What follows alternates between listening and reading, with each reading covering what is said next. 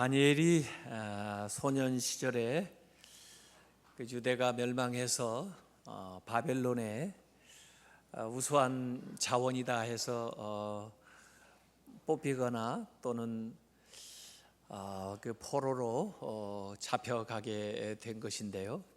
그때가 BC 605년입니다.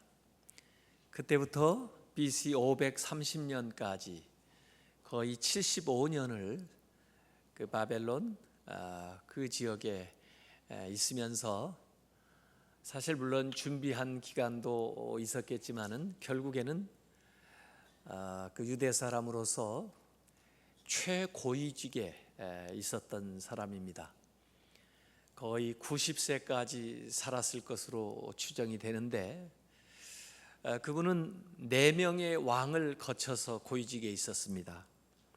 느부갓네살 왕, 그리고 그를 이은 벨사살 왕, 그리고 나라가 바벨론에서 페르시아로 넘어가 가지고 새로운 나라가 들어섰는데 그 페르시아 다리오 왕, 그리고 고레스 왕 시절까지 그 4사람의 왕에 걸쳐서 2개의 나라에 걸쳐서 거의 75년 동안을 그렇게 중요한 직책에서 다니엘이 있었다 하면은 아마 보통 사람들은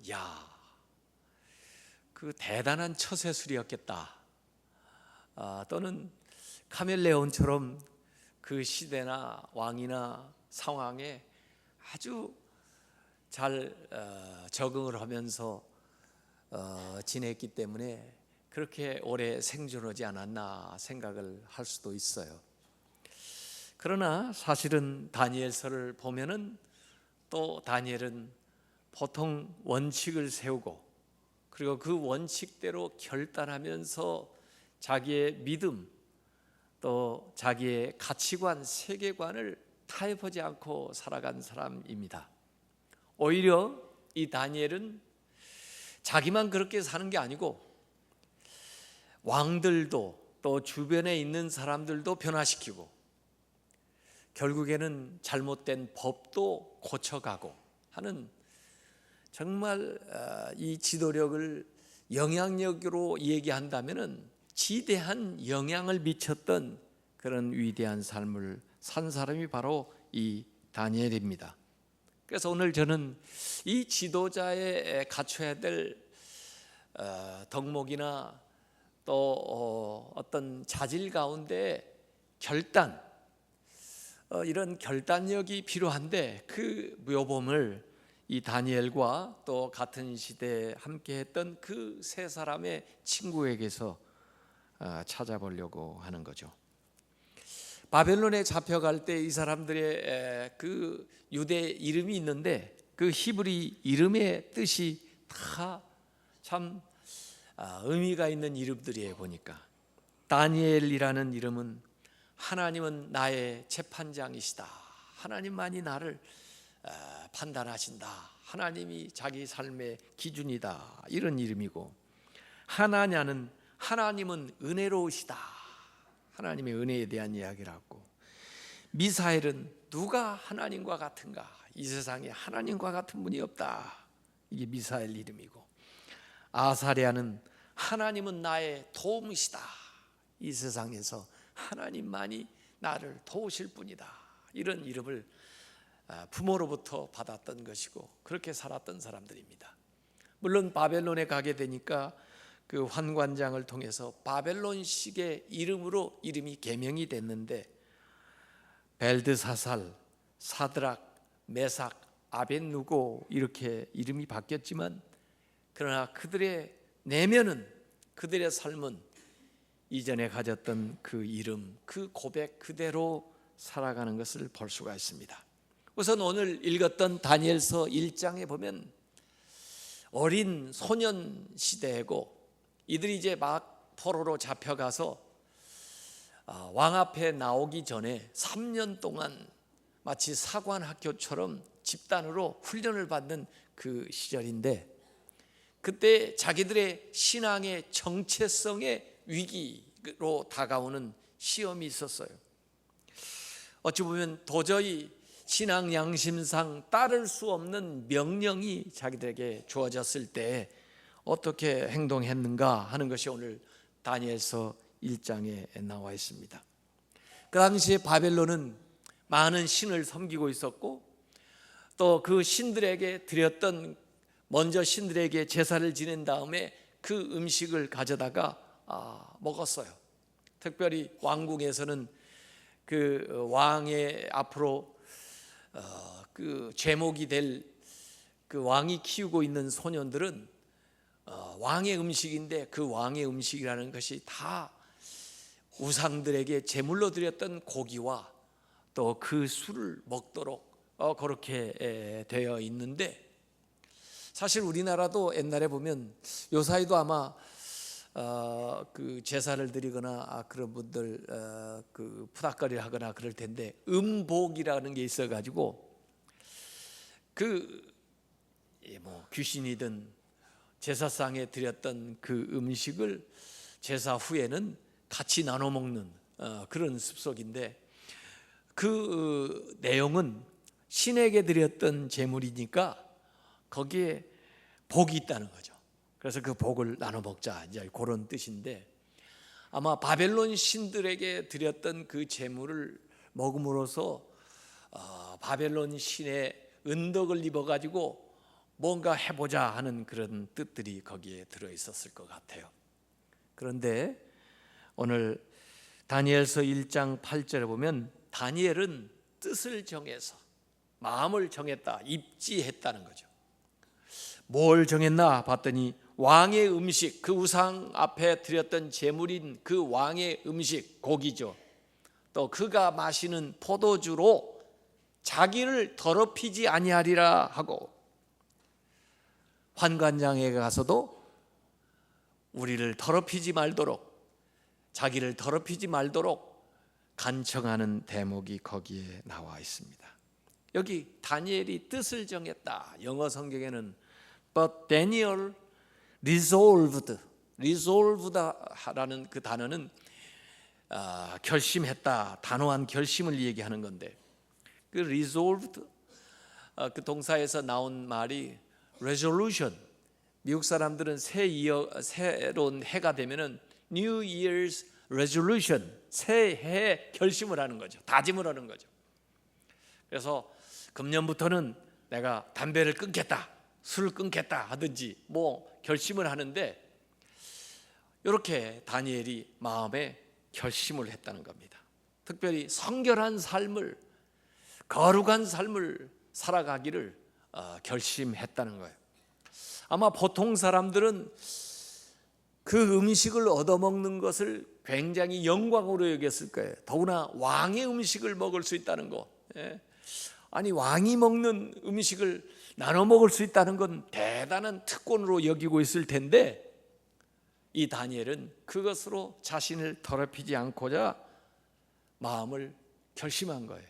다니엘뿐 아니라 그 세 친구와 더불어서 이 네 사람이 그렇게 결심을 한 겁니다.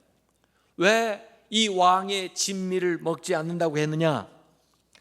우선은 우상 숭배에 쓰여진 제물이기 때문에 간접적으로나마 자기들이 가서 절을 하고 우상을 섬긴 건 아니지만은 거기에 참여하는 것이 되기 때문에 이 음식을 신앙 양심상 먹지 않는다는 것이고, 또 한편에 보면은 앞으로 자기들이 지혜롭게 되고 능력자가 되면은 그 음식을 먹어서 마치 그렇게 된 것처럼 바벨론 신들한테 영광이 돌아갈 것 같으니까 그래서 안 먹는 그런 결심을 할 수도 있고, 또 한편 보면은 자기 나라 보통 백성들은 지금 고난을 당하고 어려운 생활을 하고 있는데 자기들만 왕의 그 산의 진미를 먹는다는 것이 아마 양심상 꺼리껴서도 그럴 거고, 어쨌든 간에 자기들은 이것을 먹지 않겠다고 얘기를 한 거예요.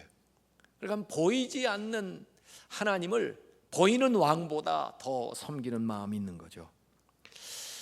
그래서 이 다니엘이 그 환관장에게 그렇게 청하는 대목이 거기에 나와 있습니다.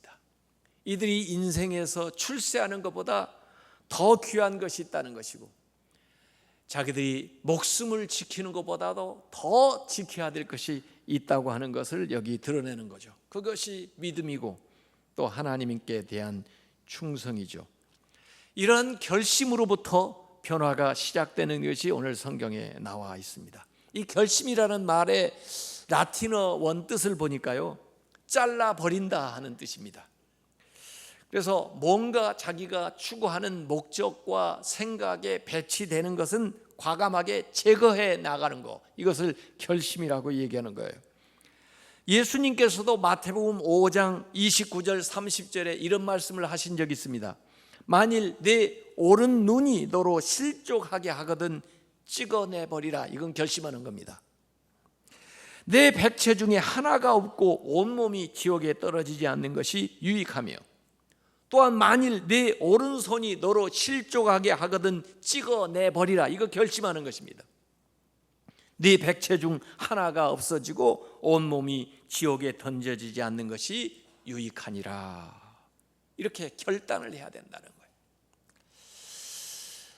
그 아론 렐스톤이라는 사람이 쓴 6일간의 깨달음, 실제 있었던 실화인데, 이 아론 렐스톤은 산악가입니다. 럭키 산 봉우리 45개를 다 정복했던 사람인데, 그 캐나다에서부터 미국까지 쫙 이어지는 그 럭키 산 중에, 산맥 중에 유타주에 있는 어느 산에 올라갔다가 발을 헛디뎌 가지고 그 눈에 미끄러지는 거예요. 뭘 잡아보려고 하는데 나무나 이런 것도 없기 때문에 잡을 수도 없고, 결국은 미끄러져 내려오다가 그 바위 틈 크레파스에 오른쪽 팔이 끼면서 멈춘 겁니다. 근데 그 바위 틈에 낀 그 팔이 아무리 애를 써도 빠져나오지를 못해요. 그래서 소리를 지르는데 뭐 주변에 사람이 없기 때문에 구조하는 사람도 없고, 그래서 거기에서 그 배낭에 있는 물을 마셔가면서 5일을 견뎠는데 그래도 구조해 오는 사람이 없는 겁니다. 이제 마실 물도 다 떨어지고 먹을 것도 다 없어지고, 그 다음에 몸은 차가워지고, 그 결단해야 될 시간이 온 거예요. 거기 있으면 얼어 죽을 것 같아요. 그런데 팔은 빠지지를 않아요. 어떻게 해야 되겠어요? 팔을 자르기로 결단을 한 겁니다. 그래가지고 배낭을 뒤져보니까 조그마한 칼이 하나 나오는데, 이 칼이 잘 드는 칼도 아니에요. 그냥 뭘 살 때 덤으로 그냥 하나 줬답니다. 더구나 메이드 인 차이나, 좀 차이가 나는 거죠. 그래가지고 자기 몸을 제껴서 일단 이 뼈를 부러뜨린 다음에, 그 다음에 이 칼, 들지도 않는 칼 가지고 살점을 떼어내 가지고 그 피투성이가 된 채로 그 사람이 내려온 겁니다. 그 내려와서 그 기자들이, 아니 당신은 어떻게 그렇게 팔을 잘라내고 살아나올 결심을 했느냐 그랬더니, 아니 그러면 당신 같으면 그 팔 가지고 거기서 얼어 죽겠어? 내 그 팔 하나가 이 목숨값이야. 예수님이 말씀하신 것이 연상되더라고요. 내 오른손이 너로 하여금 실족하게 하거든 내어버리라. 이게 단호하게 결단을 하는 거죠. 열매 맺는 포도나무 비유에도 요한복음 15장에 열매 맺기 위해서는 과감하게 가지치기를 해줘야 된다, 전지를 해줘야 된다는 거예요. 삶의 구조 조정을 하지 않으면 충실한 열매를 맺을 수가 없다. 이런 결심, 이런 의지를 어려서부터 키워줘야 이 사람이 훌륭한 사람으로 자랄 수가 있습니다. 그 호아킴 대 포사다하고 앨런 싱어라고 하는 사람이 쓴 마시멜로 이야기에 보면은 스탠포드 대학에서 4살 먹은 아이들을 대상으로 해가지고 실험을 한 얘기가 나옵니다. 마시멜로는 이 솜사탕처럼 생긴 건데 미국 사람들이 그 잘 먹는 거예요. 그 벽난로에 그걸 구워서 먹기도 하고, 그 아주 달짝지근한 그런 건데, 4살 먹은 아이들 한 사람씩 이렇게 놔두고 그 아이들에게 접시에다가 마시멜로 1개 이렇게 놓고는 이 얘기하는 겁니다. 네가 이거 먹을 수는 있는데 만약에 네가 15분 동안 이걸 안 먹고 참고 있으면 내가 15분 후에 와서 네가 안 먹은 걸 확인하고 그때 마시멜로 하나를 더 주겠다. 15분을 참으면 너는 2개를 먹을 수 있고 그러지 않으면 이거 먹은 것으로 끝이다. 애들이 갈등이 올 거 아닙니까? 그러니까 어떤 아이들은 15분 동안 참지를 못해서 그걸 그냥 하나를 먹어버리고 그렇게 해서 마시멜로 2번째 급 받지 못한 아이도 많고, 또 걔 중에 어떤 애는 정말 그 약속을 믿고 먹고는 싶지만 참는 거예요. 침을 조금 발라가면서 참는 거예요. 그래가지고 15분을 견뎌가지고 결국은 2번째 마시멜로를 받아가지고 2개를 먹은 아이들이 있는데, 이 아이들을 전부 몇 년을 두고 추적을 해가지고 이 아이들이 학교를 어디 갔고 어떻게 공부를 했고 어디에서 직장 생활한 것까지 오랜 기간을 두고 추적을 한 거예요. 그래서 나온 연구 결과는 15분 동안 참아가지고 하나를 더 받았던 아이들은 그렇지 못한 아이들보다 학업 성적도 뛰어났고 인간관계도 원만했고 스트레스를 효과적으로 관리를 해서 훨씬 더 성공적인 삶을 살고 있더라는 연구 결과를 낸 책이 그 마시멜로 이야기에 나와 있는 거죠. 의지입니다. 결단이에요. 어린 아이라도 마음에 결단을 하고 살아가는 아이는 결국 그것이 지속돼서 나중에 다른 결과를 만들어낸다는 연구 결과가 거기에 나와 있어요. 그래서 우리 그리스도인들도 이 세상에 살면서 때로는 노라고 말하는 그런 결단이 필요하다는 거죠. 이 다니엘과 그 세 친구처럼. 얼마나 유혹이 많습니까? 술에 대한 유혹, 죄에 대한 유혹, 뇌물에 대한 유혹, 부정에 대한 유혹, 이런 많은 것들 우리에게 다가올 때 그것이 아무리 사소한 것이라 할지라도 하나님의 뜻에 위배되면은, 우리의 믿음 생활에 위배되면은 내가 하나님의 사람으로서의 살아가는 정체성에 위배가 된다면은 노라고 말을 해야 되는 거예요. 짧고 분명하게 얘기하고 여운을 남기지 말고 정중하면서도 그리고 확실하게 내가 노라고 이 얘기를 해야 그의 삶이 달라지고 또 다른 사람에게 영향을 미칠 수 있는 지도적인 삶으로 우리가 나아갈 수 있다는 겁니다. 삶과 일의 원칙이 있어요. 바운다리를 가지고 살아야 돼요. 그래서 우리가 인생의 원칙을 세우고 나가야 되는데 왜 우리는 종종 이 노라고 이 얘기를 못하는가 하고 보니까 사람들에게 인정받고 싶은 욕구 때문에, 또는 내가 노라고 했다가 거부될까 봐 두려워서 노라고 말을 못해요. 또 어떤 사람은 자기가 정말 꼭 필요한 존재라고 하는 것을 사람들에게 드러내고 싶은 그 지나친 사명감 때문에 노라고 말을 못해요. 그래가지고 우유부단하게 끌려가면서 주도적인 삶을 살지 못하는 경우가 많습니다. 왕따 당할까 봐, 불이익을 당할까 봐, 다른 사람이 나를 싫어할까 봐, 다른 사람들을 실망시킬까 봐, 좋은 기회를 놓칠까 봐 자기의 원칙과 자기가 가야 될 그것들을 타협해서 결국은 비겁한 사람이 되는 경우가 많이 있습니다. 어쨌든 다니엘은 어린 소년이었을 때였지만은 자기를 더럽히지 않겠다고 뜻을 정하고 환관장에게 은혜와 긍휼을 얻게 되었는데, 결국 10일 동안 시험 기간을 거쳐가지고 왕의 음식을 먹은 사람과 그냥 채식만 한 이 네 사람과 비교해서 얼굴이나 모든 영양 상태에서 좋으면 너희들이 얘기한 대로 하겠다 해가지고 결국 10일 동안 실험을 해봤는데, 오늘 다니엘서 1장 15절을 보니까 열흘 후에 그들의 얼굴이 더욱 아름답고 살이 더욱 윤택하여 왕의 음식을 먹는 다른 소년들보다 더 좋아 보인지라, 이렇게 나옵니다. 그래서 왕의 지정된 음식 대신 그들이 채식을 할 수 있는, 우상의 제물을 먹지 않을 수 있는 이것을 허락받아 가지고 거기에 있는 3년 동안 이렇게 생활할 수 있는 일들이 오늘 본문에 나와 있는 거죠.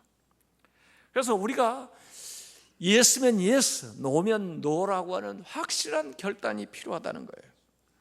마태복음 오늘 읽었던 외웠던 5장 37절에 너희의 말은 예스면 예스, 옳다 옳다, 노면 노, 아니면 아니라 하라. 거기에서 지나는 것은 다 자기의 욕심이나 또는 악한 것을 해서 나오는 것이라는 거예요. 야고보서 5장 12절에도 내 형제들아 무엇보다도 맹세하지 말더니 하늘로나 땅으로나 아무 다른 것으로도 맹세하지 말고 오직 너희가 그렇다고 생각하는 것은 그렇다 하고 아니라고 생각하는 것은 아니라 하여서 정죄받음을 면하라 그랬습니다. 우리가 시간 사용에 있어서 또는 가치를 선택하는 데 있어서 인생의 목표를 설정하는 데 있어서 또 가야 될 길을 방향을 설정하는 데 있어서 이 예스와 노를 분명히 해야 된다는 거죠. 그것을 따라서 인생의 방향이 달라진다는 것입니다. 예수님께서 천국에 대해서 말씀하실 때도 아주 한 절로 비유를 들어가지고 천국을 얘기한 것이 나오는데 마태복음 13장 44절입니다. 천국은 마치 밭에 감춘 보화와 같으니 사람이 이를 발견한 후 숨겨두고 기뻐하여 돌아가서 천국을 자기 것으로 소유하기 위하여 자기의 모든 소유를 팔아서 그 밭을 샀다는 그런 결단, 그런 의지가 여기에 나와 있는 거죠. 그래서 천국이라는 것은 가치에 대한 선택이고 그 가치를 자기의 것으로 만들기 위해서 결단을 해야 된다 하는 것을 예수님께서 우리에게 얘기하고 계시는 거예요. 그래서 우리가 때로는 노라고 말할 수 있는 용기가 필요하다는 겁니다. 미국에서 아이들 키워보니까요, 초등학교 때 선생님이 아이들에게 그렇게 가르쳐 주더라고요. Just say no. no라고 얘기해라. 뭐 다른 군더더기 막 이 얘기 변명 다 늘어놓을 것 없이 그냥 just say no라고 얘기해라. 뭐에 대해서? 담배 누가 필 거냐면 no 하는, 알코올 no 하라는 거예요. 마약 no 하라는 거예요. 또 누가 와서 자기들을 만지고 성적으로 학대하려고 그럴 때 그때도 no라고 얘기하는 거예요. Just say no. 애들이 그걸 하라와 하지 말라를 분명히 하는 거예요. 그 미국에서도 그 미디어 패스팅이라는 것이 시작돼서 우리 한국에서도 지금 하고 있습니다만은 미디어 금식, 뭐 텔레비전도 물론 좋겠으면 좋죠. 스마트폰도 유용한 것이 많고 그렇지만은 컴퓨터도 게임도 적절하게 쓰기 위해서 때로는 금식할 필요가 있다는 거예요. 안 할 필요가 있다는 거예요. 너라고 얘기할 때가 없으면은 그게 무분별하게 나를 지배하는 그런 상황으로 바뀔 수가 있다는 거예요. 경계선, 이 바운다리가 없이 자란 사람은 충동적이고 중독성이고 무책임성이고 무질서에 노출되게 된다는 거예요. 하나님께서 이스라엘을 애굽에서 구출한 다음에 시내산에서 제일 먼저 주신 것은 십계명입니다. 십계명 안에는 하라와 하지 말라가 나와요. 하나님의 예스와 노가 나와 있는 거예요. 사실 그 십계명에는 하나님이 누구신가를 가르쳐 주는 거예요. 하나님이 좋아하는 것과 하나님이 싫어하는 것과 하나님이 기뻐하는 것과 하나님이 벌을 주는 것이 나와 있는 거예요. 너희들이 그냥 사는 것이 행복한 것이 아니고 이 바운다리 안에 살아갈 때, 이 경계선 안에 살아갈 때 너희들이 안전하고 너희들이 자유를 누리고 너희들이 평안을 누린다는 거예요. 바운다리를 넘어가면 하나님의 보호막을 떠나기 때문에 더 위험하고 그리고 더 불편하고 그리고 방종에 치우치게 된다는 거죠. 그래서 그걸 통해서 그 이스라엘을 훈련을 계속해서 시키는 거예요. 그래서 십계명은 자유를 제약하는 것이 아니라 오히려 그 안에 살아야 진정으로 자유롭다고 하는 것을 우리에게 가르쳐 주는 거죠. 요셉도 보디발 아내의 유혹에 대해서 노라고 분명히 얘기를 했어요. 모세도 바로의 왕궁에서 그가 왕자처럼 자랄 수 있었지만은 그러나 그 편안한 생활에 대해서 노라고 나왔어요. 예수님도 공생에 시작하면서 광야에서 시험을 받으실 때 사탄의 유혹에 대해서 노 이렇게 말씀하시면서 사탄아 물러가라. 심지어 베드로가 예수님의 십자가를 만류할 때도 사탄아 물러가라 노라고 말씀을 하신 거죠. 그걸 잘못하면은 어른이나 아들이나 아이들이나 전부 시험과 잘못에 노출되게 돼요. 다윗이 그 자식 교육에 실패한 사례가 나오는데 압살롬도 그러지만은 아도니아라고 하는 그 아들도 그 성경 기사 열왕기상 1장 6절에 보니까 그렇게 나오더라고요. 그의 아버지 다윗이 네가 어찌하여 그리하였느냐 하는 말로 한 번도 그를 섭섭하게 한 일이 없었더라. 아도니아를 다윗이 왜 너 그래서 그러지 마 하고 혼낸 적이 없었다는 거예요. 그러면 그 자식이 잘 자라야 될 거 아니에요? 그런데 이 아들이 과대망상에 걸려가지고 자기는 왕 될 충분한 자격이 있다 이렇게 생각하는 거죠. 그러고는 압살롬처럼 아버지를 모반해가지고 아버지를 몰아내려고 왕위 찬탈 반역을 일으켰는데 그것도 성공하지 못해서 목숨은 부지했는데 나중에 아버지의 후처 아비삭을 구하다가 솔로몬한테 죽는 그런 폐륜으로 망하는 그 일이 아도니아에게 있었는데 보니까 다윗이 그 아들을 제대로 교육을 못한 거예요. 엘리도 홈리와 비느하스를 제대로 교육을 못했어요. 그래서 하나님보다 그 자식을 더 소중하게 여기다가 그 가족뿐만 아니라 그 나라에 아주 엄청난 해를 끼치는 그 일들이 성경에 나옵니다. 삼손에게 하나님이 특별한 은혜를 주시면서 은사를 주시면서 부모에게 하나님께서 얘기하셨던 것은 나신인의 서원을 지키라는 거예요. 나신인의 서원도 십계명처럼 부자연스럽게 만들기 위해서 준 게 아니라 그 능력을 발휘하는 또 그 지위를 계속 유지하려면 그 바운다리 안에 살아야 된다는 거예요. 거룩한 삶의 이 경계선을 허락해 준 건데 부모 밑에 있을 때는 아마 그렇게 살다가 이 삼손이 독립하게 되면서 그 경계를 오락가락 하다가 결국 거기에 경계에서 벗어나게 되니까 결국 그 모든 능력이 사라지고 비참한 최후를 맞이하게 된 거예요. 이스라엘 영도하는 지도자 가운데 모세하고 아론의 리더십이 완전히 다릅니다. 모세는 바운다리가 있는 원칙이 있는 결단력 있는 지도자인 반면에 아론은 우유부단한 지도자예요. 이걸 어떤 사람은 민주적인 리더십 같다고 얘기할지 모르지만 바운다리가 없어요. 그래서 모세가 없을 때 사람들이 와가지고 우리를 인도할 신을 만들어내라. 모세는 언제 올지도 모르겠고 그랬더니 그 사람들의 말에 눈치 보느라고 그러면 금붙이를 가져오라 그래가지고 그 다음에 황금으로 송아지를 만들어가지고 이게 우리를 인도한 신이다, 이게 우리를 인도할 신이다 그러다가 결국 또 모세가 와서 나무래니까 아유 이거 내가 잘못한 게 아니고 백성들이 이거 전부 금붙이 가져가지고 그냥 불에다 던졌더니 이게 자동으로 나온 거라고. 백성 눈치 보고 또 그러다가 모세 눈치 보고 그러다가 핑계대고 이런 사람은 훌륭한 지도자가 될 수가 없는 거예요. 우리가 나쁜 것에 대해서도 이렇게 너라고 얘기를 해야 되지만은 때로는 좋은 일도 한계가 있습니다. 뭔가 바운더리가 있지 않으면은 좋게 시작했다가 그 다음에 나중에 씁쓸하게 잘못 마치는 것이 많아요. 그래서 과하면 아니한 것만 못한 경우도 있는 거죠. 그래서 선행도 적정한 선이 중요하다는 겁니다.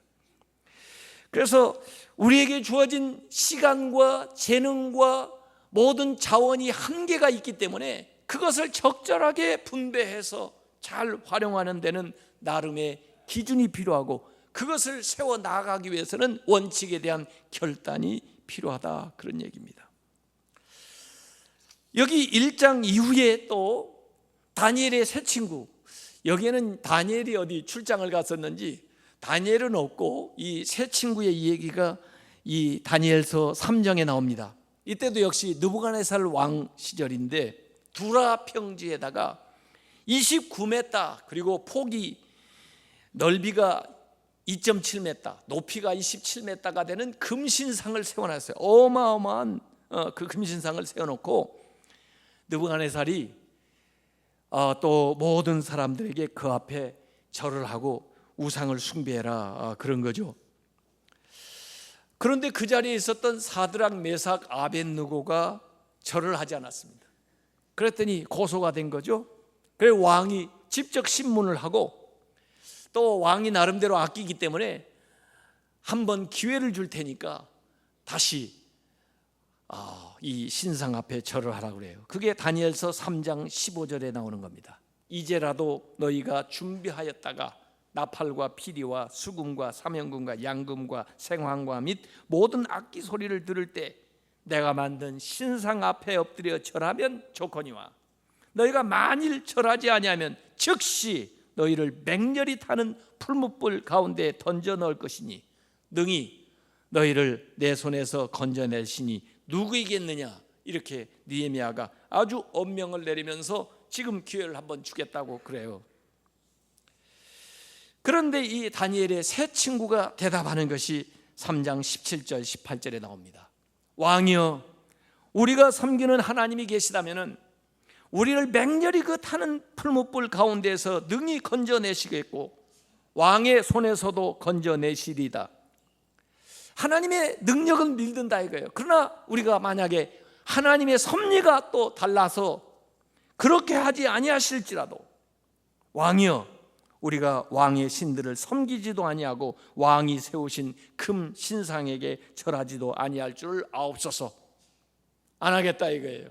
옛날 우리나라 참 주기철 목사님 같은 분이 일사각오로 신사참배 안 하신 것처럼 이렇게 얘기를 한 거예요.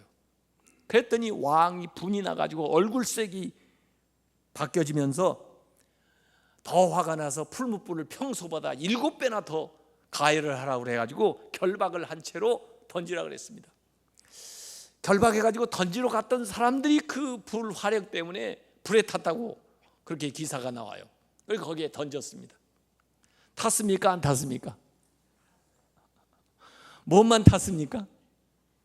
결박한 줄만 탔습니다. 그리고 그 안에서 3명을 던졌는데 4사람이 돌아다니면서 춤을 추는 것 같아요. 돌아다니고 있는 거예요, 자유롭게.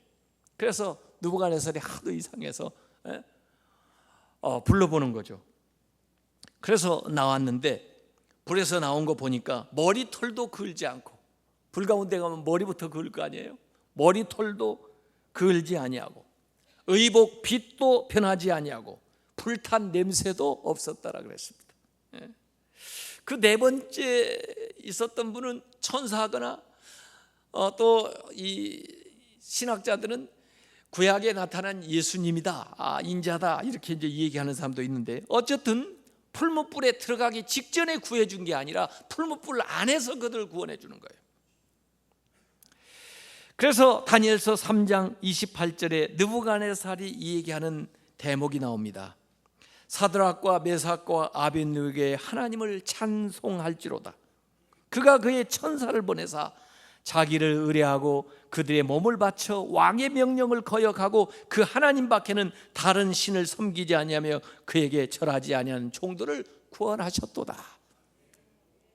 왕이 이러한 신앙 고백을 할 정도로, 이러한 하나님을 고백할 정도로 하나님의 이름을 높이고, 그 다음에 이들이 죽을 것 같으지만 살아난 사건이 다니엘서 3장에 나와요. 그리고 한 번에 더 결단하는 기사가 다니엘서 6장이 나옵니다. 다니엘 자신의 얘기죠. 이때는 시대가 좀 더 지나가지고 페르시아 다리오 왕 때입니다. 넓은 지역을 다스리니까 120개 지역으로 나눠가지고 지역 장관들을 세웠어요. 아마 그 지역 장관 중에는 다니엘 친구들이 갔을 테고, 또 그 지역을 아마 40개씩 이렇게 나눴는지 해서 거기에 총리를 세웠는데 3명의 총리를 세웠어요. 그 3명의 총리 가운데 수석 총리로 다니엘이 되어졌어요. 그러니까 얼마나 사람들이 시기를 많이 하겠어요. 다니엘을 잡아넣으려고 그 국사에 대해서 이전에 지난번 정권, 지난번 왕, 지난번 나라에서 잘못한 거에서 뭐 없나 해가지고 전부 조사를 해보는데 고발할 근거가 없는 거예요. 너무나 훌륭하게 잘 산 거예요. 도덕적으로도 흠을 찾아볼 수가 없어요. 그래서 결국 그들이 결론 낸 것은 이 사람의 신앙을 건들지 않으면, 믿음을 걸지 않으면 절대로 이 사람을 무너뜨릴 수 없다 해가지고 왕한테 가가지고 건의를 하는 겁니다. 나라를 통솔하기 위해서, 나라가 하나 되기 위해서 앞으로 30일 동안 누구든지 왕 외에 어떤 신에게, 사람에게 기도하거나 뭘 구하면은 사자굴에 집어넣겠다고는 엄명을, 그 금령, 법을 제정해 가지고 공포하시죠. 그래서 왕은 아마 자기 통치를 공고하게 하려고 그런가 보다 이렇게 생각하고 거기 자기 인장을 찍어 가지고 공포를 한 거예요. 기도하는 것을 못하게 만드는 거죠. 기도하는 것이 불법이 될 때, 그때 여러분은 어떻게 하겠습니까? 그래도 기도하시겠습니까? 기도하는 것이 합법일 때도 기도를 잘 안 하는데, 기도하는 것이 불법일 때에도 목숨 걸고 기도하시겠습니까? 아이 참, 기도하는 것이 불법이 될 때, 이게 말이에요. 요새 우리나라도 무슨 교육 조례를 통과시킨다 어쩌다 종교 자유라는 미명하에, 강요하지 말라 이런 미명하에 공립학교에서나 이런 데에서 공개적으로 기도하지 마라 이런 것들을 아마 얘기하고 있는데, 미국도 이제 그런 게 있거든요. 그래서 미국 공립학교에서 기도하지 못하도록, 그럴 때 기도하는 아이가 있어요. 사우스캐롤라이나 그 학교 얘기인데, 그 리버티 고등학교에서 그 졸업식 때 있었던 일이에요. 이 졸업식 때 최우등 학생이 나와서 졸업생이 고별사를 하게 돼 있거든요. 그 영상을 한번 보여주실래요?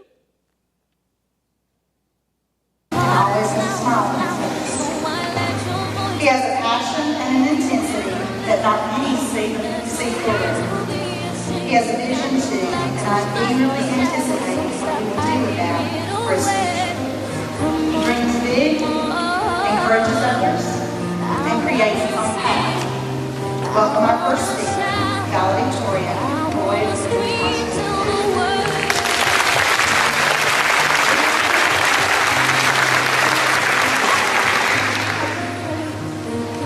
As I stand here before you, members of the school board, faculty, staff, family, friends, and fellow graduates, I first wanted to say that I turned in my speech to Miss Lynn, which she somehow seemed to approve. So obviously I didn't do my job well enough, so we're going to have to use a different one here.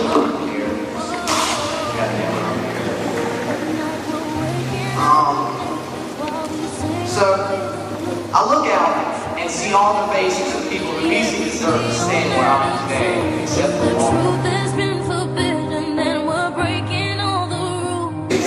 The people who mentor us, those that we look up to, they have helped form and mold us into the young adults that we are today. I'm so thankful that both my parents led me to the Lord at a young age. And I think most of you will understand when I say, Our Father, who art in heaven, hallowed be thy name. Thy kingdom come.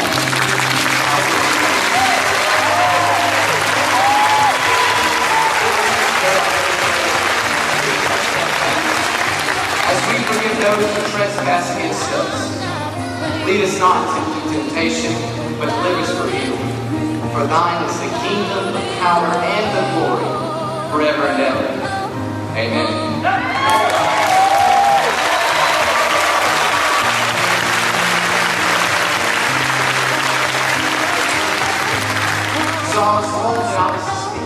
고별사를 하기로 이제 정해지고 교장 선생님하고 글을 썼었나 봐요.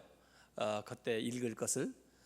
그런데 자기가 그걸 두고 고민하다가 아니다 이겐 그래가지고 그 아침에 나와서 그 썼던 것을 찢어버리고, 그 다음에 하나님께서 부모님 통해서 하나님을 알게 해주시고 또 그동안 자기가 이렇게 이만큼 잘할 수 있도록 도와주신 하나님께 감사한다 그러면서 주기도를 외운 거죠. 그랬더니 학생들이 환호하고, 나중에 CNN 방송에서 그 아이를 인터뷰했어요. 코스트너를. 어떻게 해서 그런 일을 했느냐 그랬더니, 학교에서 기도를 금한 것은 내 인생의 최악이었다. 난 하나님을 옹호하고 싶어서 주기도를 드렸다. 그래서 그 전날 부모님에게 상의했더니 부모님이 너 졸업장 못 받을지도 모르니까 그러지 마라 그랬는데, 자기는 그저 그렇게 할 수가 없어서 그날 가서 미리 준비했던 것 대신 주기도를 했다. 이런 인터뷰를 한 그 실제 작년에 있었던 얘기입니다. 어쨌든 30일 동안 기도하지 마라, 이렇게 금령, 왕의 명령이 주어졌단 말이에요. 그러면은 이 다니엘 같으면 뭐라고 해야 될까요? 하나님 30일만 좀 참으세요. 그러든지, 그렇지 않으면 기도를 하더라도 저 골방에 또 불 꺼놓고 몰래 들어가서 기도하든지, 그렇지 않으면 눈 뜨고 기도하든지, 뭐 그러면 될 텐데, 이 다니엘서 6장 10절에 보니까 다니엘이 이 조서에 왕의 도장이 찍힌 것을 알고도, 모르고 하는 게 아니에요, 알고도 자기 집에 돌아가서는 윗방에 올라가 예루살렘으로 향한 창문을 열고, 문을 닫고 하는 게 아니에요, 전에 하던 대로, 이전하고 달라진 게 없어요. 전에 하던 대로 하루 3번씩 무릎을 꿇고 기도하며, 더구나 그 무슨 기도를 했나 봤더니 그의 하나님께 감사하였더라. 이게 지금 감사할 상황이냐고요. 그래서 현장에서 지키고 있던 자들에게 포착이 된 겁니다. 이 다니엘에게는 자기가 최고 총리지만 그 최고 총리직보다도 더 귀한 것이 있었던 거죠. 자기의 목숨보다 더 지켜야 할 것이 있었던 거예요. 그게 하나님을 향한 믿음이고 하나님에게 기도하는 겁니다. 왕의 조소가, 그 금령이 다니엘의 기도하는 습관을 바꾸지를 못했어요. 결국 그가, 왕이 명을 어겼기 때문에 사자굴에 던져졌죠. 그런데 하나님께서 사자를 보내가지고 사자의 입을 봉하는 거예요. 결국 하루 저녁 지나고 다리오 왕이 와가지고, 그래도 다니엘이 너무 아까우니까 다니엘을 굴 밖에서 부르는 겁니다. 혹시 살아있으면 얘기를 하고, 그러는데 다니엘이 여기 나 살아있다고 건져냈는데, 그때 그 다니엘이 고백하는 것이 다니엘서 6장 22절에 나옵니다. 나의 하나님이 이미 그의 천사를 보내어 사자들의 입을 봉하셨으므로 사자들이 나를 상해하지 못하였사오니 이는 나의 무죄함이 그 앞에 명백함이오며, 또 왕이여 나는 왕에게도 해를 끼치지 아니하였나이다. 내가 왕한테 기도했다고 그래서 뭐 잘못한 게 뭐 있습니까? 나는 무죄합니다. 사자굴 들어가기 직전에 구해준 게 아니고 사자굴 안에서 이 다니엘은 구원을 받았죠.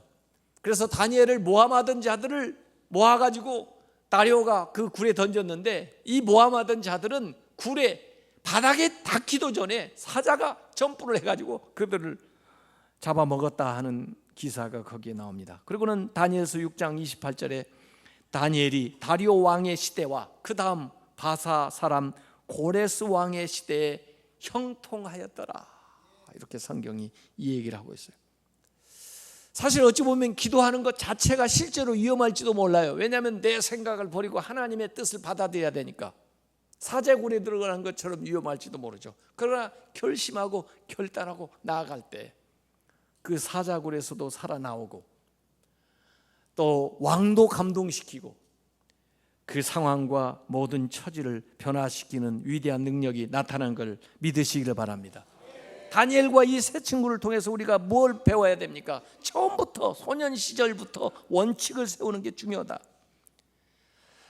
일찍부터 원칙을 세우지 않으면 살다 보면 타협하고 변하고, 또 자기에게 손해가 될까 봐 두려워서 그 마음에 결심한 바를 행하지 못하는 경우가 많아요. 그래서 어려서부터, 일찍부터 원칙을 정하는 게 중요하고, 그리고 우리가 결단하고 나아가면 하나님께서 살아계셔서 우리를 도와주신다는 거예요. 우리를 보호해 주시고, 또 때로는 도울 자를 보내주시고, 때로는 대적조차도 감동시키시고, 그래서 그 일 통해서 더 좋은 결과를 만들어내도록 인도해 주신다는 것입니다. 그래서 우리가 이 결단의 리더십이 필요합니다. 그 짐 콜린스가 쓴 좋은 기업을 넘어 위대한 기업으로라는 책에 보니까요, 우리가 이 기업이든지 사람이든지 좀 더 높아지고 좋아지면요, 해야 될 일의 목록이 많아지는데, 그 해야 될 일 목록만 많이 가지고 있으면 분주해지고, 그 다음에 원칙이 없어져 가지고 잘못되기 쉽다는 거예요. 해야 될 목록이 많아질수록 금지해야 될 목록도 만들어 가야 된다는 거예요. 그래서 위임할 걸 위임하고, 넘겨줘야 될 건 넘겨주고, 지켜야 될 걸 지키면서 나아가야 계속해서 유용한 삶을 살아갈 수가 있다, 그런 얘기를 하고 있더라고요. 알리스라고 하는 사람이 포커스 경영이라는 책에 보니까 위대한 리더들은 많은 혼란 속에서도 어떤 일에 집중하는 법을 알고 있더라 이거예요. 그래서 그 일에 집중하기 위해서 다른 것들을 제하는 결단력이 필요하다는 겁니다. 다니엘처럼, 요셉처럼, 모세처럼 우리가 이 결단의 리더십을 가지고 이 혼란스러운 세상, 유혹이 많은 이 세상 속에서도 하나님의 나라를 추구하고 성경적인 가치를 실현해서 우리의 삶뿐만 아니라 우리의 주변과 세상을 변화시키는 그런 성도들이 다 되시기를 주님의 이름으로 축원합니다.